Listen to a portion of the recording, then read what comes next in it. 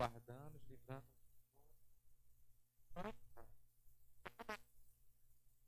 Nessa transmissão do tempo, Batista Boas Novas, Isabel, como eu disse há pouco,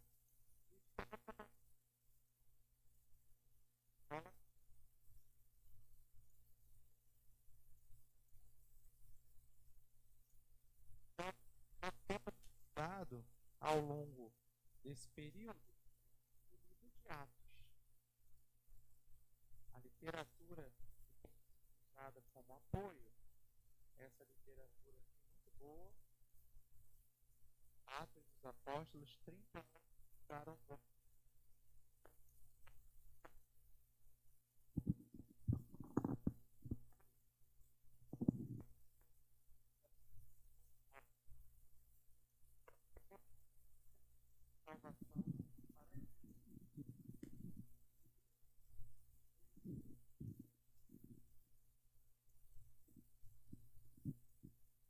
Pois bem, a salvação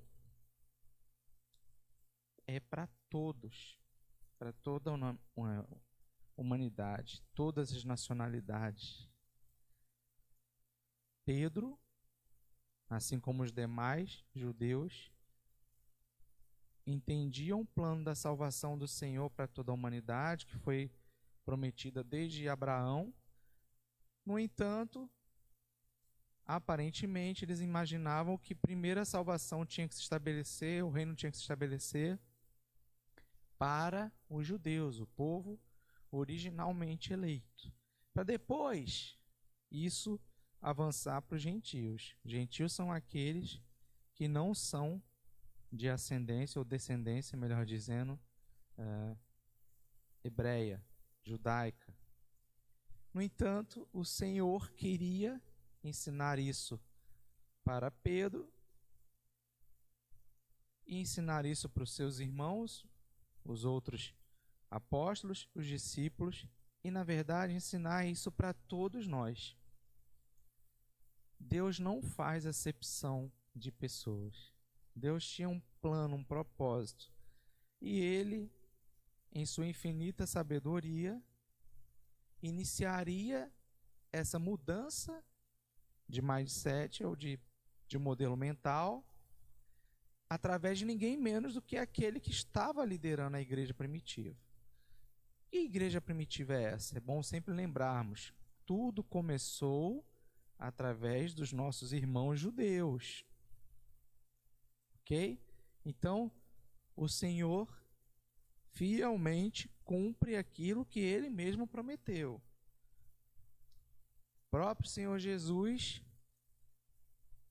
quando ascendeu, antes de ascender, Ele orientou os seus discípulos para irem batizando, discipulando, ensinando, a partir de onde?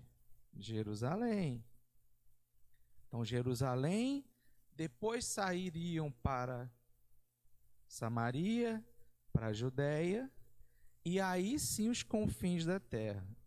Samaria, os samaritanos, eles tinham a mesma fé, eles seguiam a lei mosaica, tal qual os nossos irmãos de Jerusalém. No entanto, como vimos, existiam barreiras, até no nível de segregação. Eles não podiam participar, por exemplo, dos mesmos cultos, eles não podiam participar. Na verdade, eles não queriam nem se cruzar nos templos ou mesmo nas ruas. Mas o próprio Senhor Jesus já vinha ensinando isso para os discípulos quando aquele estava, antes mesmo da crucificação.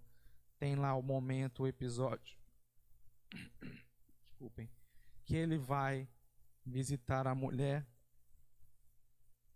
Aquele momento lá que ele se aproxima de uma mulher que está pegando água no poço, vocês conhecem a história. E ela era de Samaria.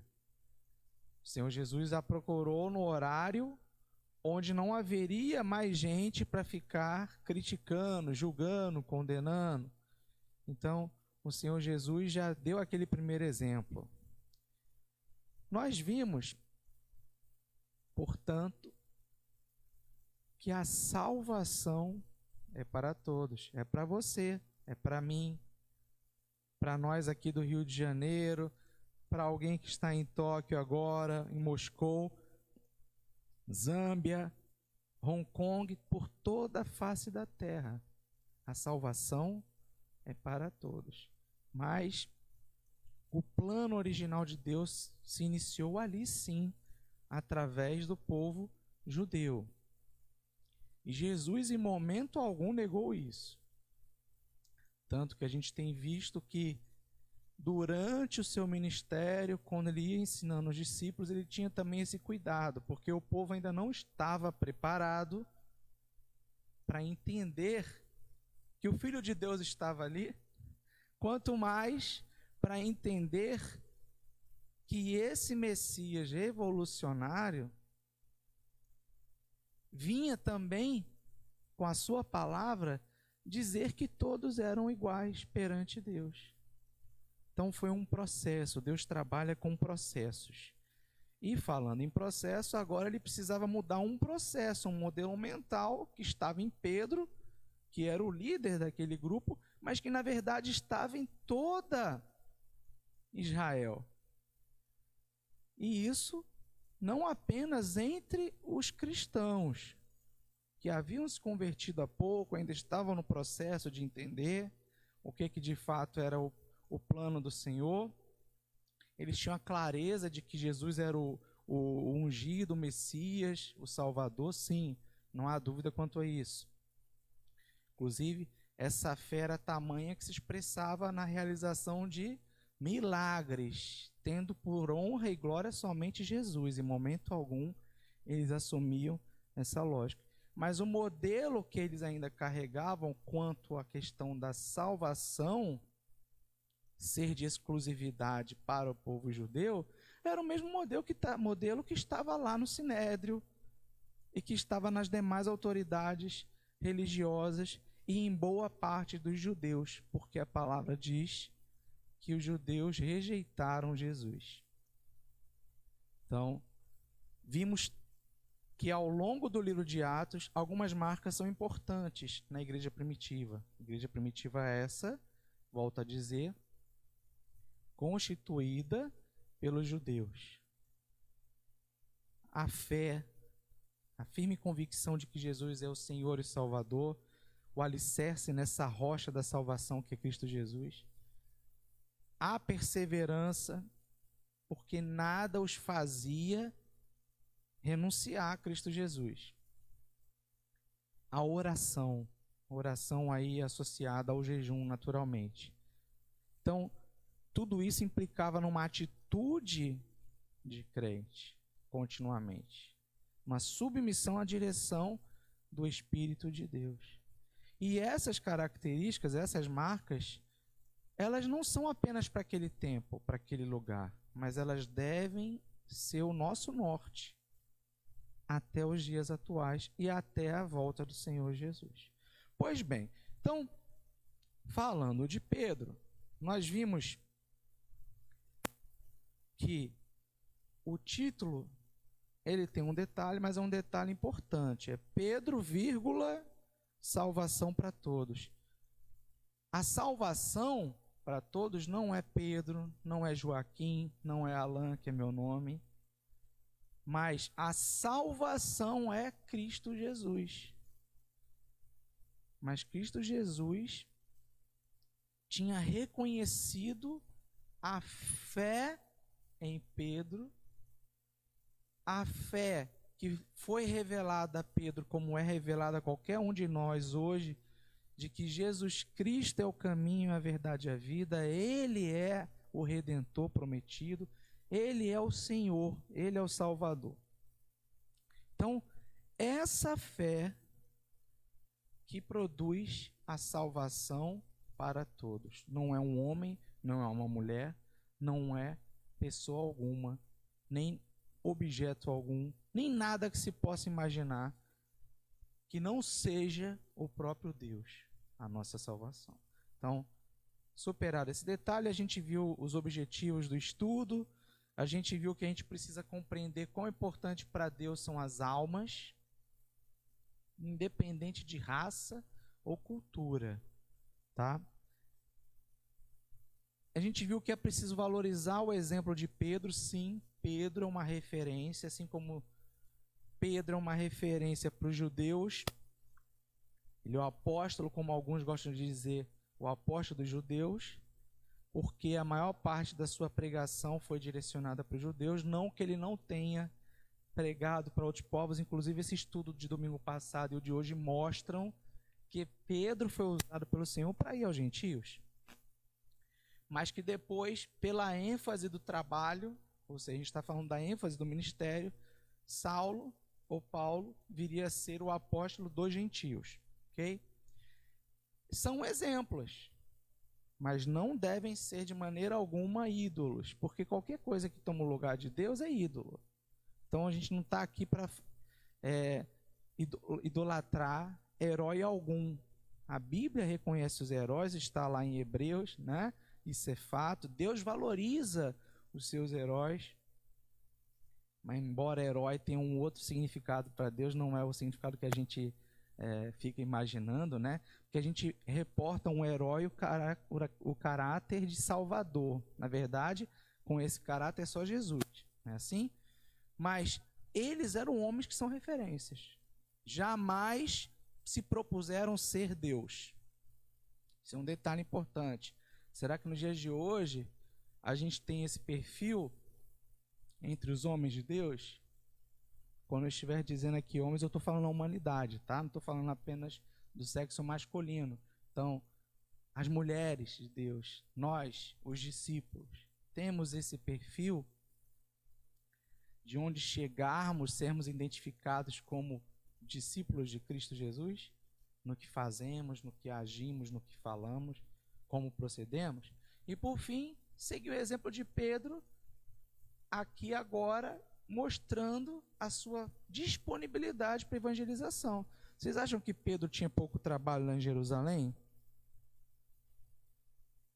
Como diz o outro, a confusão era generalizada em Jerusalém naqueles dias. A gente viu que com o advento do apedrejamento de Estevão, a perseguição da parte do Sinédrio, e o Sinédrio influenciando as autoridades romanas também, de certa forma, perseguiam, embora os romanos ainda não ativamente, isso aconteceu um pouquinho mais tarde, mas eles permitiam que o Sinédrio fizesse das suas. Então o Sinédrio condenou Estevão exatamente porque Estevão pregava quem? A Cristo. Ele dizia, para que todos pudessem ouvir, que Jesus era o Salvador. E isso atraiu a ira, o ódio, a inveja das autoridades religiosas helenistas, ou seja, os que eram da descendência judia, mas que haviam lá no momento da dispersão nascido fora de Israel, fora de Jerusalém, e como Estevão era de origem também helenista, ou seja, falavam grego, e Deus o tinha levantado para cuidar ali da sinagoga dos livres, que são exatamente esses judeus que não falavam, não dominavam o hebraico e que haviam nascido fora, né, de Israel. Eles até falavam, mas havia alguma dificuldade, porque a cultura tinha mudado um pouquinho para aqueles que moraram tempos fora. Isso é natural, né? Vejam vocês, eu estou falando aqui com vocês, o meu sotaque é meio misturado, né? Tem hora que eu falo meio chiado, tem hora que eu falo alguma coisa de sotaque do Nordeste, que eu trabalho numa instituição que é do Nordeste e também sou filho de nordestinos. Mas eu nasci em São Paulo, então o fato de eu ter saído de São Paulo ainda criança faz com que eu receba alguma carga de influência por onde eu passe. Pois bem, Estevão foi acusado por aquelas autoridades e foi condenado. A pena foi sumária, foi apedrejamento ali mesmo, fora da cidade naquele momento. Na sequência, Filipe vai para fora, assim como outros discípulos, e vai fazer a obra. A gente chegou também em Saulo, que era o perseguidor, ele era o grande caçador de crentes, né? Nós vimos que ele, inclusive, o texto fala que ele estava ali quando Estevão foi apedrejado, as roupas das autoridades que o apedrejaram e conduziram ao apedrejamento ficaram ali guardadas por Saulo. Saulo, certo que guardava a lei, empreendia essa perseguição. Então ele negligenciava parte da lei, parte da palavra de Deus ensinada a ele, que dizia a respeito de que Deus tinha um plano, um propósito de salvação para toda a humanidade. E que os profetas mostravam claramente que viria o Messias. E o Messias havia passado por ali aqueles dias, cumprindo literalmente o que estava escrito na lei, o que estava escrito na palavra. Então aí a gente já ficou com um alerta, né? Que às vezes a gente acha que está fazendo o melhor, que a gente conhece a palavra de Deus, mas essa palavra não está guardada em nosso coração, ela não está passando do nosso cérebro, ela não está entranhada em nosso ser, em nossa intimidade, de forma que nós tenhamos um relacionamento pleno e perfeito com Deus. Porque quando o Espírito de Deus está conosco, não há erro. Então, Saulo ali teve a autorização, não satisfeito de perseguir em Jerusalém, ele achava que ele precisava fazer mais para Deus. E aí ele pediu autorização para ir para Damasco. E no meio do caminho o Senhor Jesus teve um encontro consigo, né? O atirou ao chão, ele ficou cego por alguns dias, teve que ser cuidado por aqueles a quem ele perseguia. Então, Saulo, que também era de origem, né, misturada ali com gentios, porque vimos que os seus pais eram da região ali de Roma, né, tanto que prestaram algum serviço e foram dignos de honraria e receberam digamos assim, o passaporte, né, a naturalidade de serem tratados também como romanos. Isso foi importante mais adiante, mas vejam vocês, Deus já estava ali no seu propósito de salvação para todos, incluindo os gentios, preparando pessoas que eram de origem de fora de Israel, né? Embora Saulo fosse judeu, o era também por convicção, e ser judeu não é apenas ser nascido na terra, né?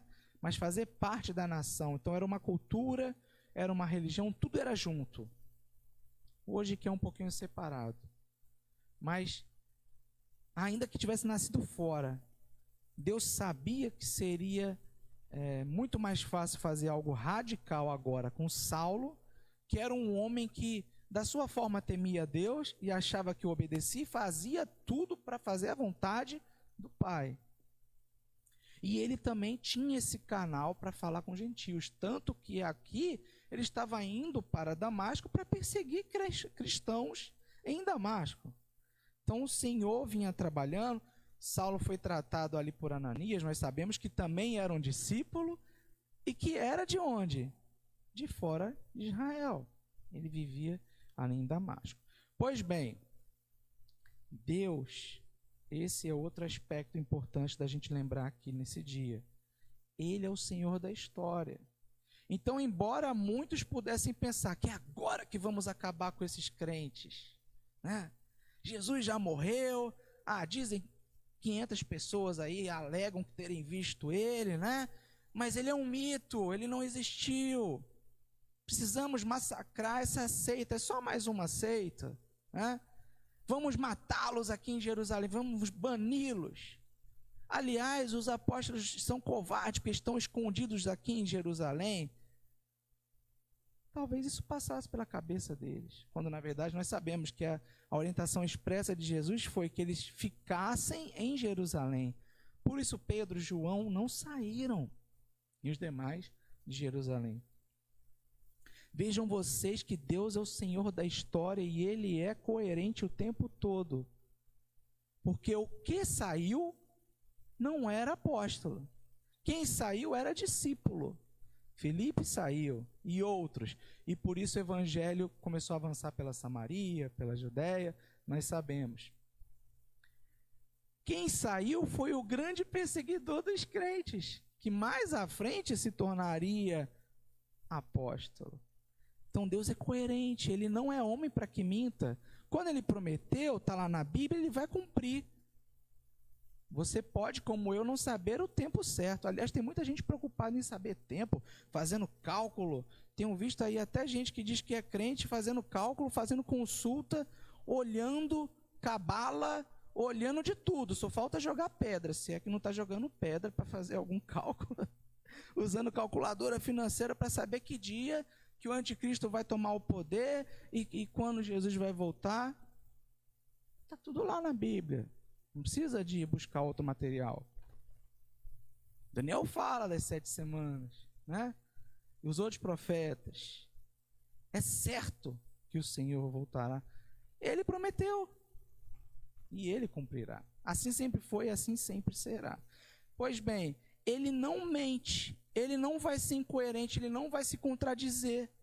Ele não ia mandar os apóstolos de pronto para levar o evangelho para fora, enquanto em Jerusalém Ele não liberasse os apóstolos para fazê-lo.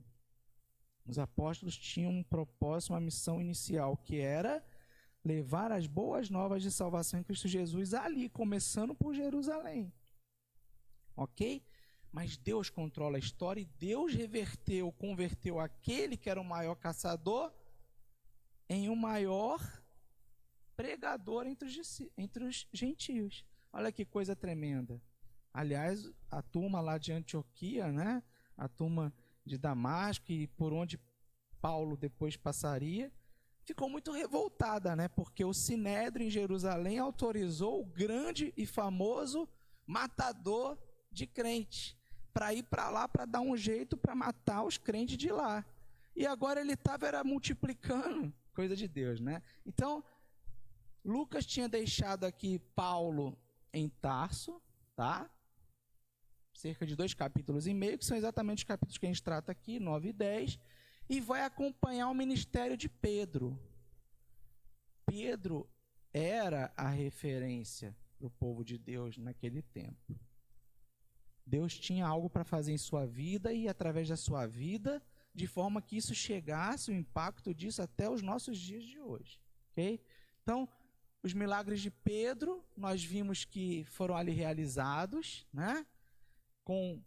Através da vida de Finéias, um paralítico que era paralítico, estava acamado por 8 anos, e à semelhança de Cristo Jesus, Pedro curou, né?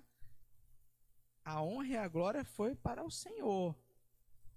Mas o Senhor usou ali o seu servo Pedro, que tal como Jesus fazia, orou, colocou as mãos, clamou a Deus, e o milagre foi feito. Esse foi o outro milagre foi na vida da nossa irmã Tabita, ou alguns chamam de Tabita. Ela era uma serva, era uma discípula fiel, que inclusive tinha uma reputação em toda a região, porque ela costurava para as viúvas. Vejam vocês, chamei atenção também a esse respeito. Ela era fiel, a reputação dela era a reputação de crente em Cristo Jesus. Tanto que muita gente chorou porque ela havia falecido. Mas sabendo que Pedro estava próximo, Pedro estava lá em Jope, a gente viu que ele estava na casa de um xará seu, Simão, porém Simão, o curtidor. Vejam vocês que Deus já vinha trabalhando no coração de Pedro, porque primeiro, Pedro estava fora de Jerusalém, Pedro estava em Jope. E ele estava na casa de alguém que era curtidor. O que um curtidor faz? Curte o quê? Couro. couro é parte de um animal que, segundo a lei de Moisés, era impuro. E eu não sei se você já foi a alguma casa de curtidor, passou por perto. Eu já tive a experiência.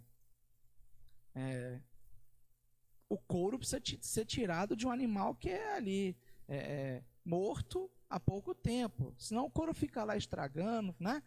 Na verdade, tem cheiro de impureza, de morte, de animal morto.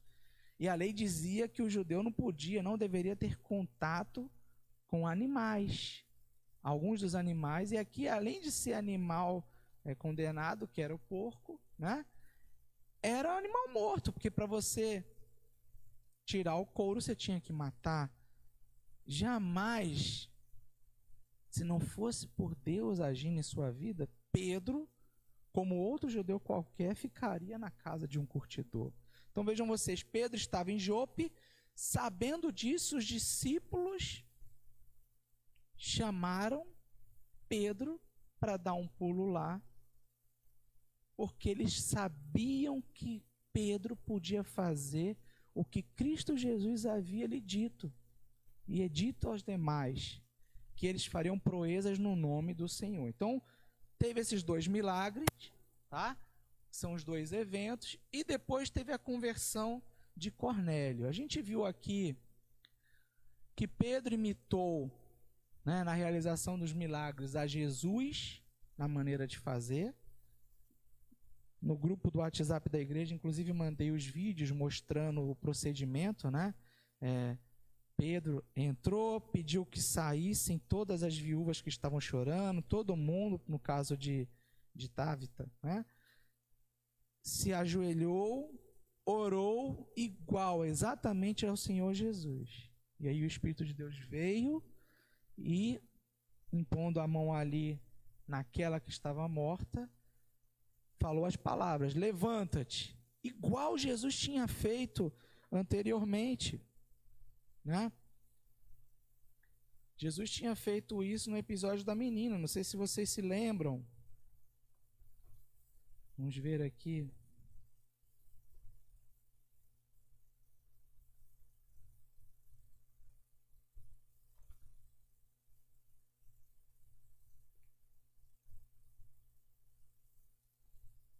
Pronto. Aqui o texto 9, capítulo 9 de Atos, versículo 40, mostra Pedro ali com Tábita, ou Távita. Mas Pedro, fazendo sair a todos, pôs-se de joelhos e orou. E voltando-se para o corpo, disse: Tábita, levanta-te. E ela abriu os olhos e, vendo a Pedro, assentou-se. Marcos 5, verso 41, ele viu isso sendo feito por Jesus. E tomando a mão da menina, disse-lhe: Talita cumi, que traduzido é: menina, a ti te digo, levanta-te. Pedro tinha sua referência em quem? Em Cristo Jesus. Então, nós recebemos a orientação do Senhor Jesus de que, se tivéssemos fé, que faríamos proezas maiores do que ele as fez. Mas nós, além de não termos a fé, ou parcialmente termos fé, nesse sentido, a gente não sabe nem o que fazer, porque a gente não lê a Bíblia. Pedro teve o privilégio de andar com Jesus e vê-lo ali na prática fazendo, mas nós também temos isso aqui registrado. Se nós não temos contato com a palavra, como é que nós faremos? Não somos nós quem faremos, nem era Pedro quem fazia, mas o Espírito que nele habitava. Para o Espírito habitar e nos governar, nós mesmos, os nossos desejos, as nossas carnes, as nossas vontades próprias, tem que sair, dar lugar para que o Espírito governe. E assim a nossa fé cada vez mais é fomentada. Agora lembre-se que a fé vem pelo ouvir, e o ouvir a palavra de Deus. Se eu não leio, se eu não oro, E essas eram coisas que a igreja primitiva fazia o tempo todo. A começar por Pedro, que era o líder. Então, Atos 9:40 tinha como referência o milagre que Jesus havia feito lá com a menina. E Atos 9:34, que foi o outro milagre que o Espírito fez ali através de Pedro, né?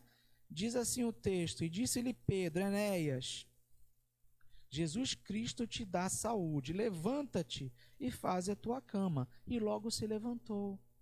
Então, antes que Pedro chegasse e falasse para Enéias, que era paralítico há 8 anos acamado, a gente está aí há cerca de 60, 70, já até perdi as contas de dias, preso em casa e reclamando o tempo todo, né? Esse homem estava há 8 anos acamado, mas a reputação de Pedro chegou antes até ele.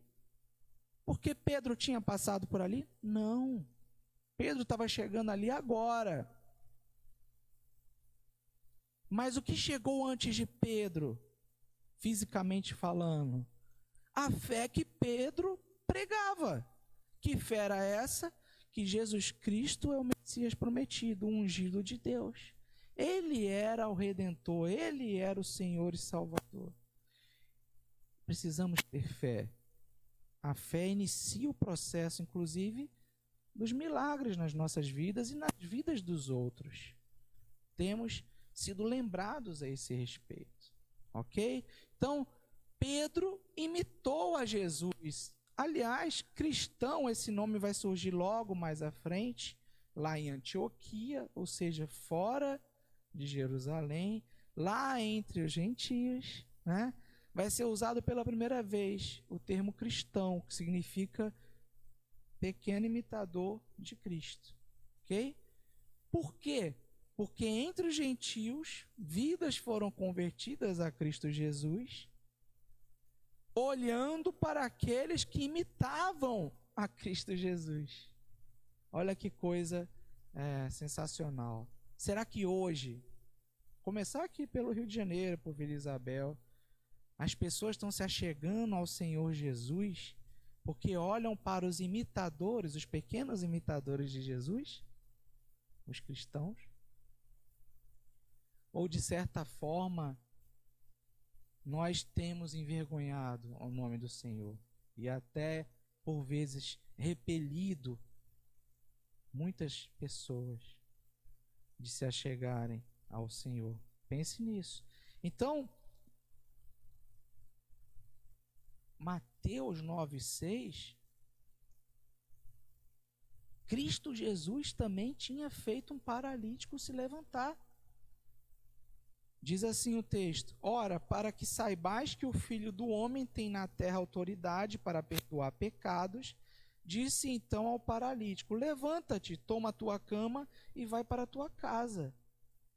As palavras que vinham e brotavam da boca de Pedro eram as palavras do Senhor.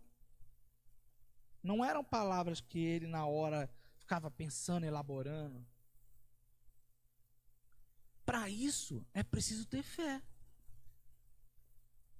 A mesma fé de que quando o Senhor Jesus perguntou aos discípulos que vinham e diziam para ele que se falava muito a respeito de Jesus nos vilarejos, nas cidades, por toda Jerusalém, nas aldeias, se arrazoava quem era Jesus, quem é esse homem, quem é esse homem, fala diferente, age diferente, cura, tem autoridade, né?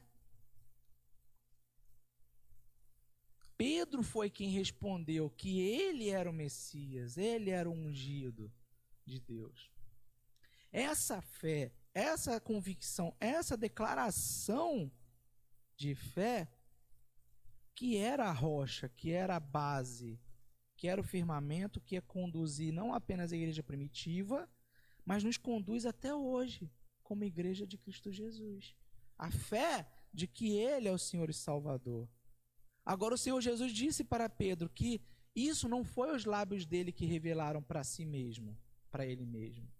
mas foi o Espírito de Deus que revelou para Pedro. Para que isso aconteça, tem que ter uma ação nossa. Temos que nos arrepender dos nossos pecados, temos que confessar os nossos pecados e temos que confessar com os nossos lábios que Jesus é o Senhor e Salvador das nossas vidas. O mais Ele vai fazer. É o Espírito Santo que vai nos trabalhar. Nós somos imperfeitos. Pedro lutou contra isso até os seus últimos dias.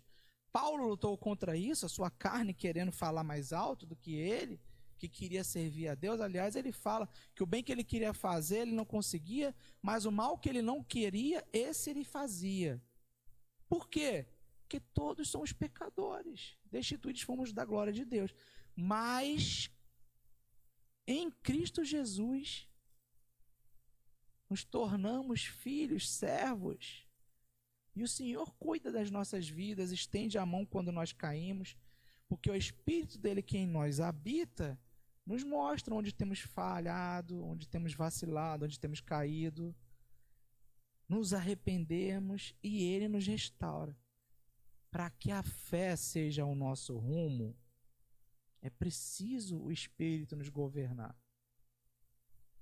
Tanto o Senhor sabia disso que tinha prometido que enviaria também o Espírito, né, o auxiliador, o consolador, para que, conforme os profetas haviam prometido, esse novo tempo, essa nova aliança agora no sangue de Jesus, o Cordeiro de Deus que tira o pecado do mundo, a igreja, sua igreja, fizesse o seu reino avançar nesta terra, fazendo tudo para a honra e glória do Senhor, mas tal qual Estevão, tal qual Filipe, cheios de graça, é a salvação em Cristo Jesus, e cheios do Espírito Santo.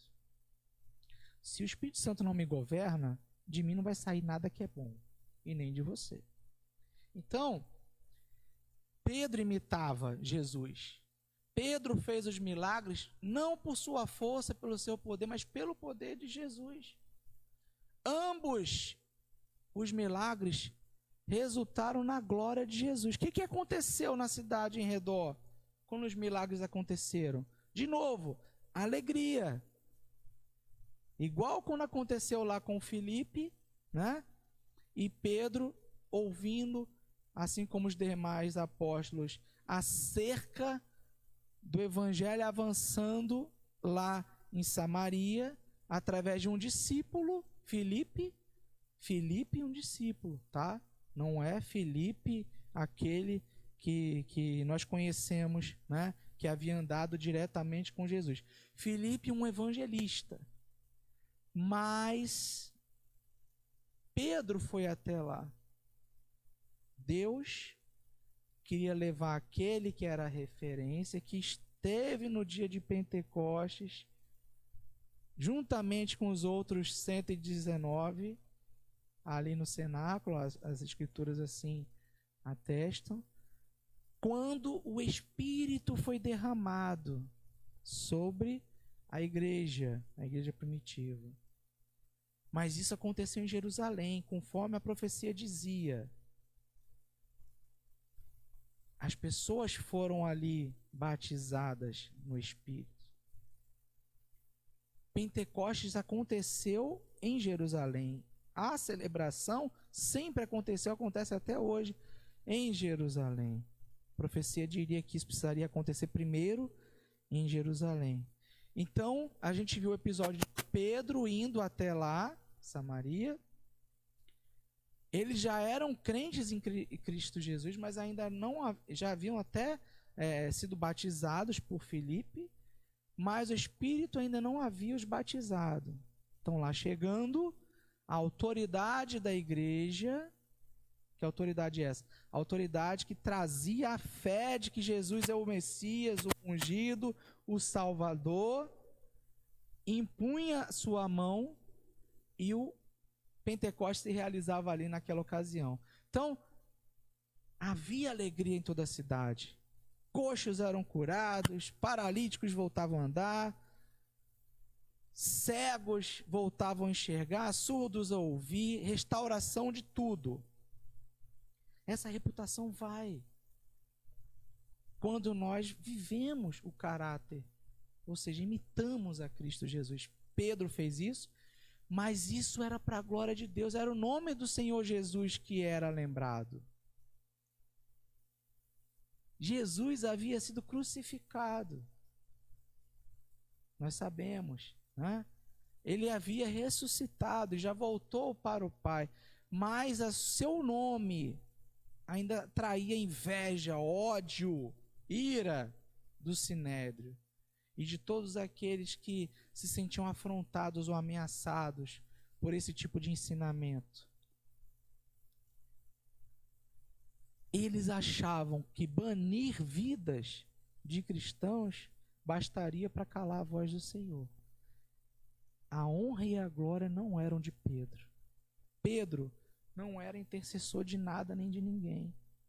Não é preciso ir a Pedro para ir ao Senhor, nem ir a homem ou mulher alguma.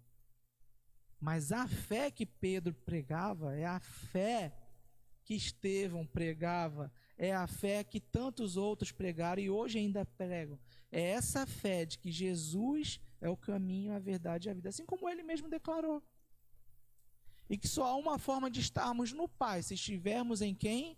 No Filho, Cristo Jesus. Então ele imitou e a honra e a glória foi para o Senhor Jesus. Pedro se colocou como instrumento de Deus. Você tem sido instrumento de Deus? A gente fez essa reflexão no último domingo, né? A gente precisa botar em prática. Ao servir ao Senhor na igreja ou fora dela, o melhor caminho a seguir é imitar Cristo.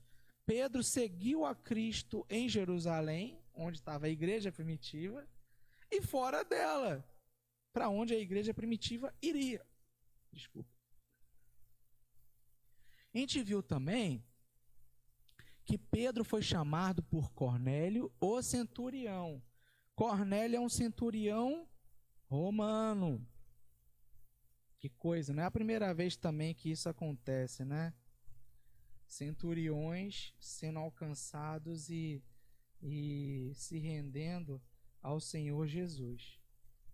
Ele, como o nome diz, centurião é responsável por pelo menos uma centena de homens.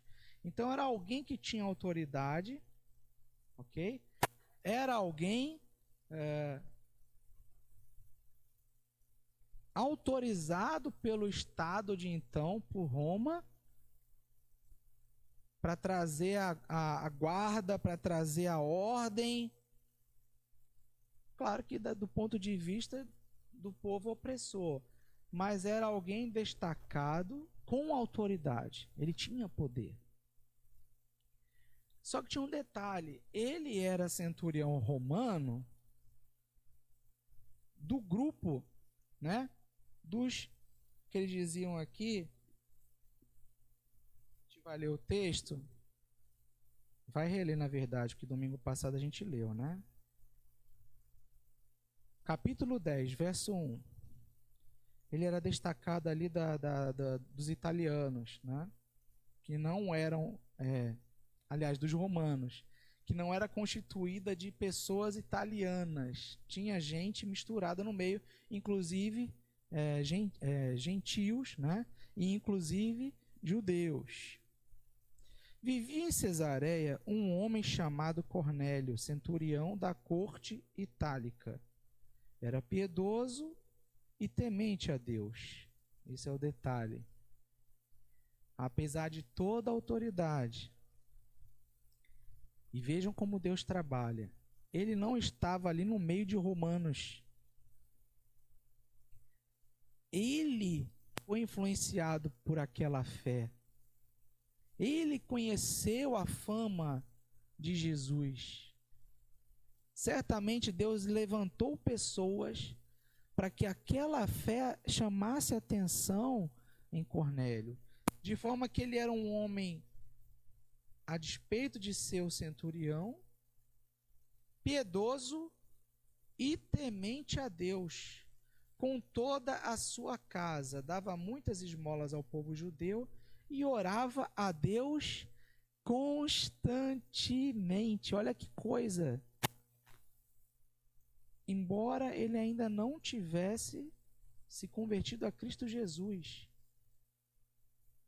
A fé que nasceu ali em Jerusalém, o plano cumprido por Jesus, o sacrifício feito por Cristo Jesus para a salvação de todos, tudo aquilo atraía pessoas, mesmo aqueles que não eram judeus, para Deus. Mas atraía por quê? Porque o evangelho era vivido, praticado pelos discípulos de Jesus, não era apenas falado. Hoje nós temos a facilidade da internet, tantos recursos, até mais longínqua localidade, hoje pode ter acesso via satélite à internet, vai ouvir falar no nome de Jesus, vai ouvir falar algum texto. Mas esse homem já tinha sua vida modificada. Ele ainda não sabia exatamente como, nem porquê, nem o que ele precisava fazer para ser salvo, mas ele já havia iniciado o processo da salvação em sua vida, né? Ele era piedoso e temente a Deus. Mas ele não era crente. Ele e a sua casa já tinham essa decisão. Esse é um detalhe importante. E orava a Deus constantemente.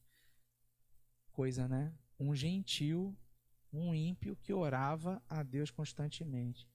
E orar é uma das maiores lutas para o povo de Deus nos dias de hoje.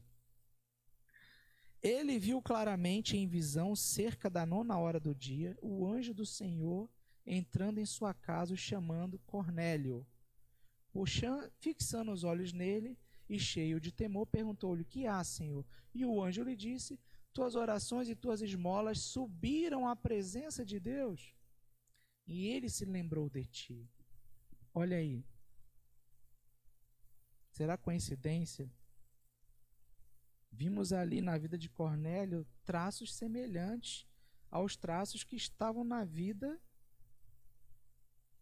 dos discípulos do Senhor, ali da igreja primitiva. Fé, oração e jejum. Todo domingo eu falo sobre isso. Então, o que aconteceu?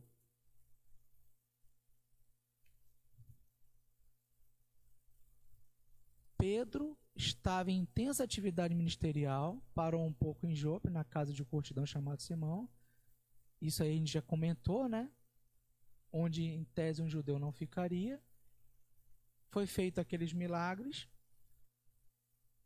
O centurião, ouvindo falar de Pedro, pediu que, ouvindo falar e também ali tendo o anjo do Senhor revelando para ele, após ele estar em oração, após ele estar servindo ali em sua cidade, dando esmolas, ou seja, ele orava mesmo sem ser cristão.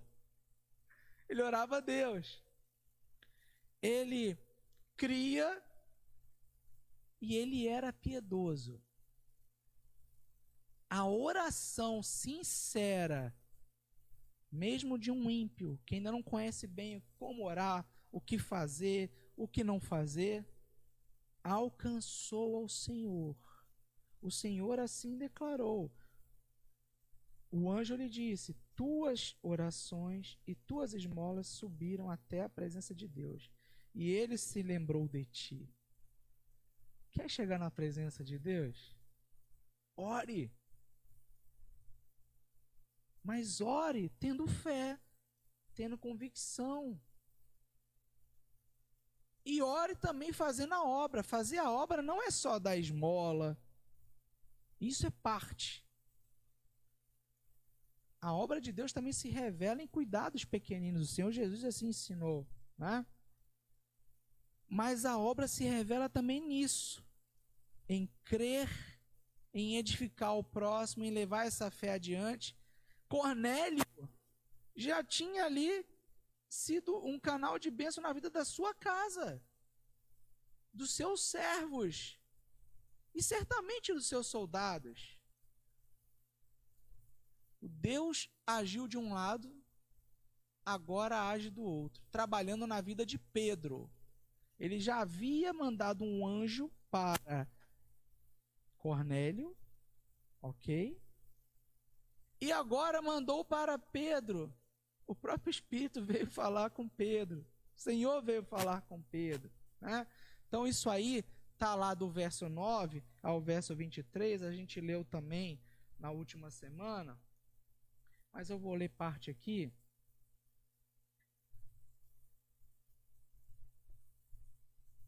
Verso 9, ainda no capítulo 10. No dia seguinte, enquanto caminhavam e estando já perto da cidade, Pedro subiu ao terraço da casa por volta da 6ª para orar.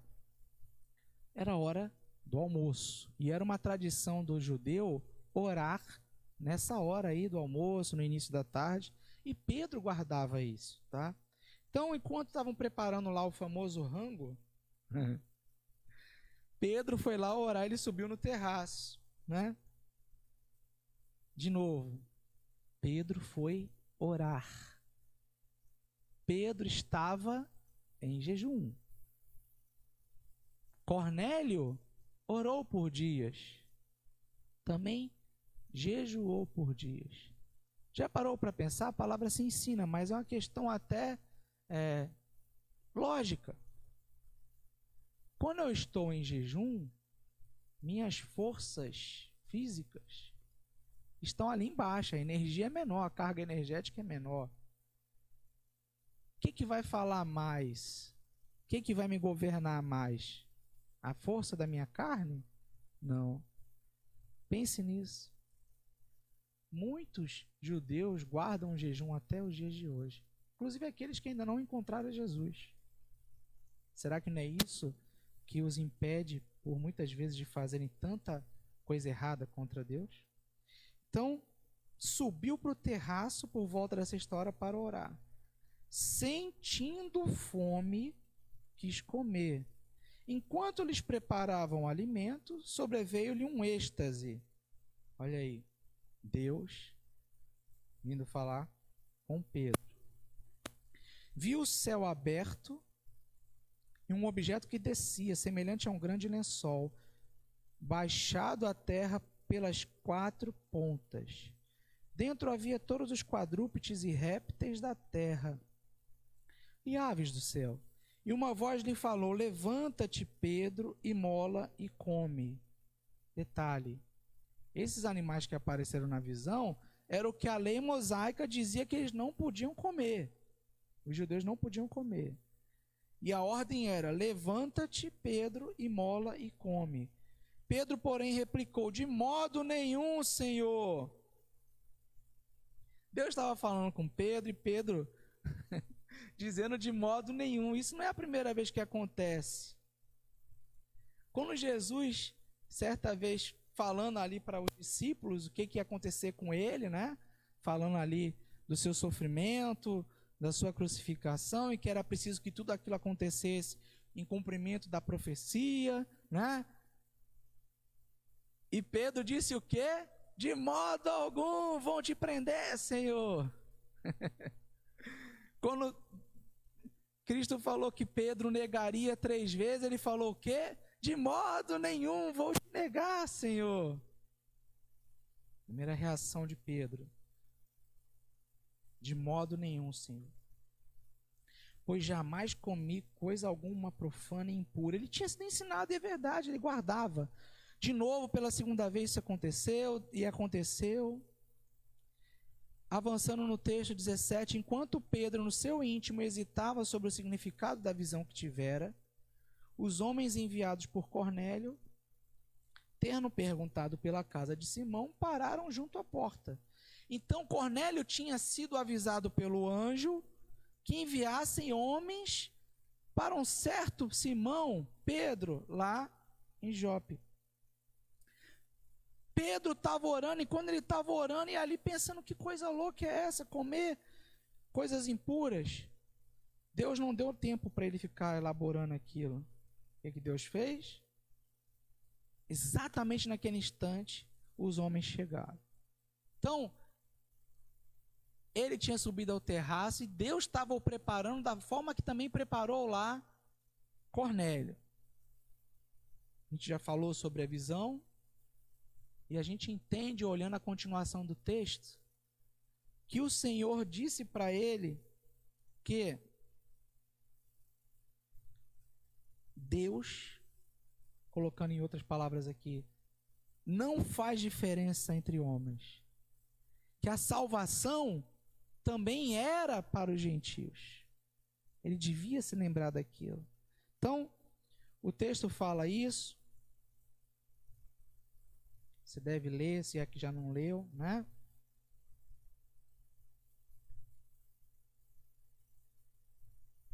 Os homens haviam chegado e dormiram em sua casa, coisa também que já é incrível. Um judeu recebendo gentios para dormir em sua casa. A lei dizia que não deviam nem passar da porta. Olha Deus trabalhando no coração de Pedro. Dormiram, empreenderam viagem no dia seguinte. E o sermão que Pedro fez lá na casa de Cornélio, a sua família, que estava junto consigo, ele anunciou a salvação para Israel. A salvação verdadeiramente é para Israel, Jesus confirmou isso. Porém, o Senhor também ensinou que é para todos, porque o Senhor é de todos. Isso aí está no texto 10, capítulo 10, versículo 36. Vamos ler aqui. Já estamos caminhando para a conclusão. Detalhes interessantes e importantes para serem observados. 36. Esta é a palavra que Deus enviou aos filhos de Israel, anunciando-lhes o evangelho da paz por meio de Jesus Cristo. Este é o Senhor de todos. Pedro chegou, ele partiu, ele foi para a casa de Cornélio. Observem que no texto ele ainda pergunta por quê, o que Cornélio queria com ele, por que Cornélio havia enviado homens para ele. De certa forma ele estava obedecendo ao Senhor, mas ele queria ouvir a confirmação, porque se Deus falou com ele, também certamente tinha falado com Cornélio. Como sabemos, a barreira era dos judeus para com os gentios, mas também dos gentios para com os judeus. Mas um homem que eu iniciei falando que era uma autoridade ali naquela cidade, na porta de sua casa jamais deixaria entrar um judeu, e ainda mais um judeu, entre aspas, fanático, que pregava a seita de Cristo Jesus. Pedro entrou, perguntou, e ele narrou tudo o que tinha acontecido consigo, que o anjo tinha vindo e tinha lhe revelado. E ali foi anunciada a salvação. Jesus cumpriu a profecia de Isaías. Pedro citou o quê? A palavra de Deus. De novo, além de orar, jejuar, Pedro usava a palavra. Não era a palavra dele. Porque se ele fosse falar a palavra dele, certamente ele ia ter preconceito. O que eu estou fazendo aqui para falar igual Jonas lá, quando Deus mandou ir para Nínive? O que eu estou fazendo aqui para falar para esse centurião romano? Aliás, devia ter raiva, porque os romanos crucificaram meu Senhor, meu Salvador. Jesus conviveu com Pedro e com os outros apóstolos. Tudo isso Pedro, ali no seu sermão, declarou. Jesus sofreu a maldição e a vergonha que não merecia e fez isso por nós. Quando Pedro fala por nós, ele está incluindo aqueles que o ouvem. Quem são as pessoas que estão o ouvindo? Cornélio e a sua família, seus servos, seus homens. Impactante. Jesus ressuscitou e foi visto por muitos. Lucas tinha registrado isso, os outros evangelistas. O livro de Atos registrou também que Cristo foi visto depois da ressurreição, andando, ensinando. A palavra declara que mais de 500 testemunhas oculares. Cronologicamente, dirigido pelo Espírito, ou seja, ele estudava também a palavra, né? Ele foi dizendo o que aconteceu em Jerusalém naqueles últimos dias. Isso foi causando impacto. Jesus formou discípulos para que o evangelho fosse conhecido por todos. Foi visto por muitos. O que isso ensina para você e para mim no dia de hoje? Que a religiosidade e o bom comportamento não são suficientes. Não são provas da salvação. Tanto que Cornélio tinha necessidade de encontrar o seu Salvador. Ele orava, ele buscava Deus, pedindo por isso. Deus ouviu e enviou a palavra para sua casa. Você deve ter pessoas que você conhece. Você talvez é um amigo nosso que esteja acompanhando hoje, convidado por um dos irmãos aqui de Boas Novas, seja um amigo do Evangelho. E acha que isso é suficiente. Ser piedoso, dar esmolas, fazer o bem. Como se diz por aí, fulano é do bem, é uma pessoa do bem. Ser pessoa do bem não leva ninguém para o céu. Cornélio não iria para o céu. Ele clamou pela direção que vinha do alto e a direção veio. Então, apenas crer em Cristo que é o suficiente. Quem crê em Cristo vai ter uma conduta diferenciada. Se não tiver, é porque o Espírito Santo não está governando. Porque está faltando Bíblia na vida, está faltando oração. A carne está governando e não o Espírito de Deus. A história de Pedro e Cornélio nos ensina a evangelizar todas as pessoas, independentemente de classe social, origem, raça ou credo. Pedro justificou suas ações, capítulo 11. Quando Pedro volta para Jerusalém, ele é confrontado. Como assim, Pedro? E olha que Pedro era o líder. Você nunca viu nada parecido, né, irmão e irmã? Pedro era o líder. Então, se ele não tivesse a fé, a convicção, o governo do Espírito Santo, ele ia falhar ali.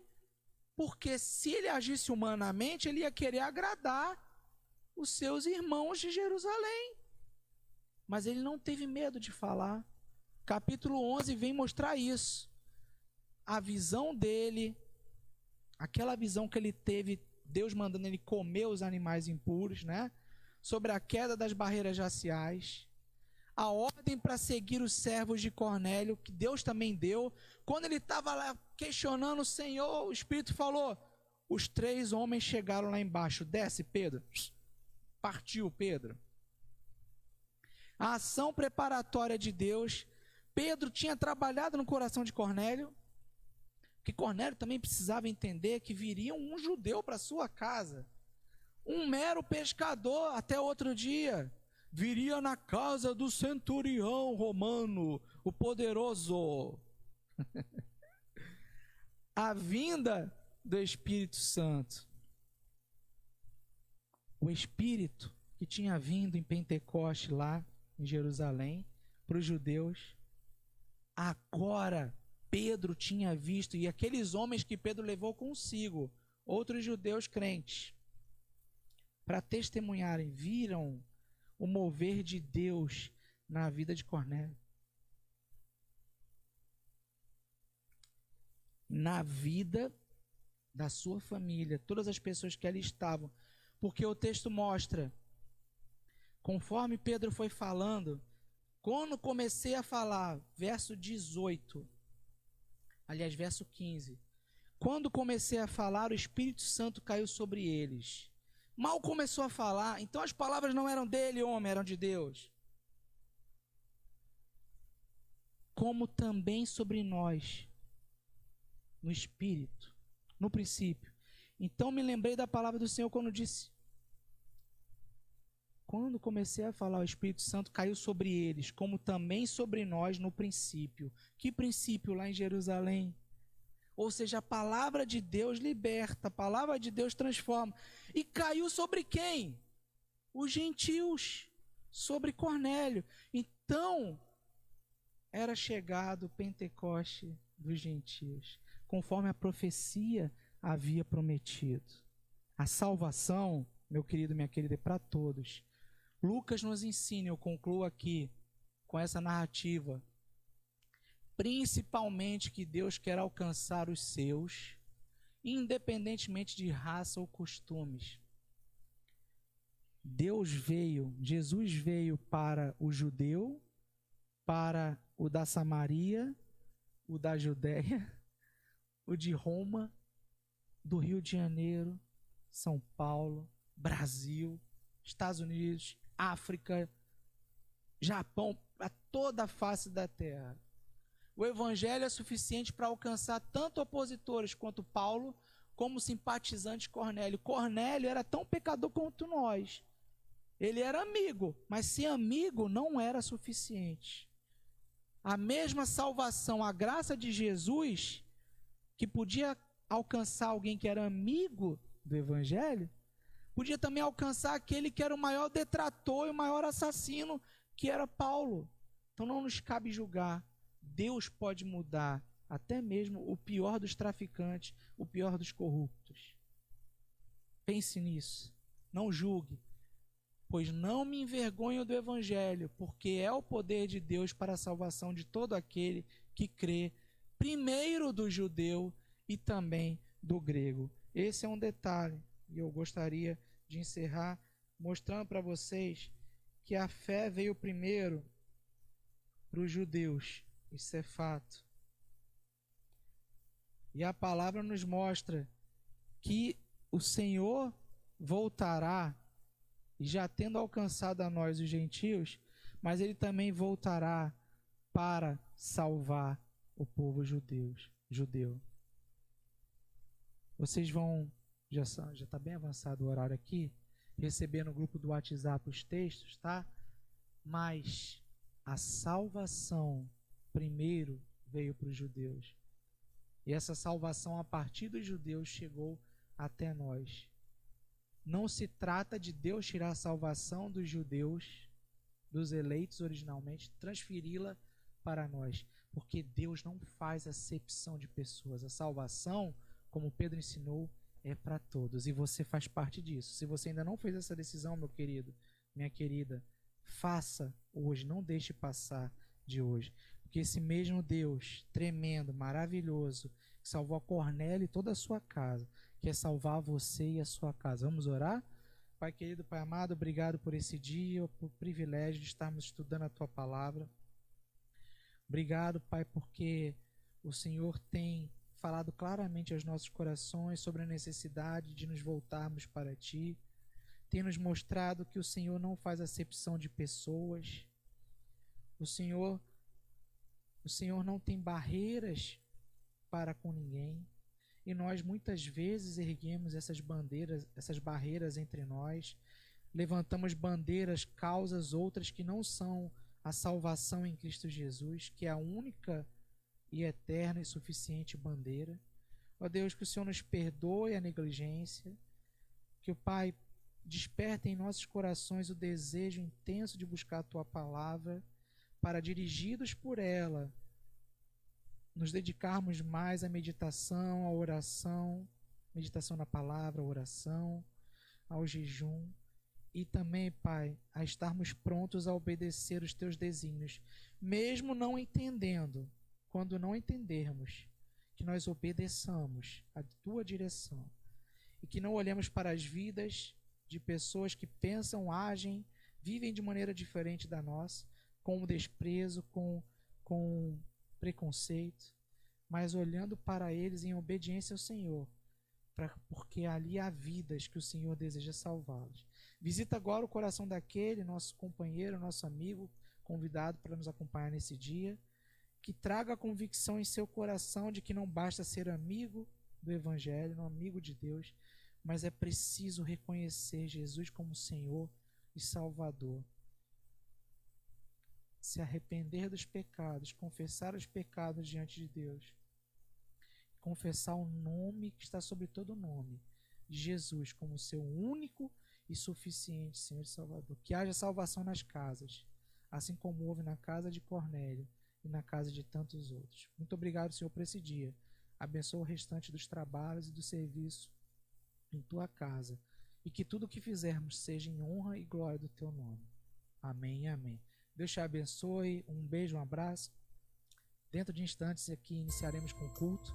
E até semana que vem para o capítulo 10 do nosso estudo sobre a igreja primitiva. Veremos a expansão e oposição. Amém? Deus te abençoe.